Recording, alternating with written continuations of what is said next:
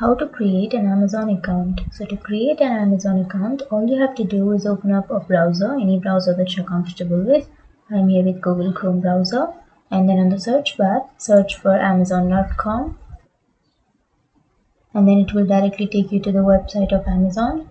And on the upper right corner, you will have your account option. Click on that, and then here on the upper right corner, you will have hello sign in.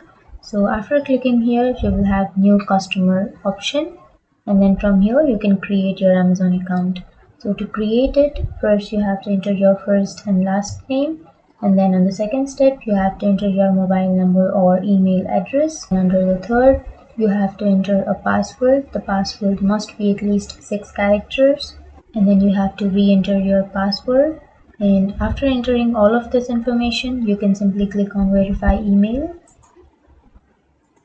And after opening your mail, you will get a verification code here. You can simply copy this code and paste it here, and then click on create your Amazon account.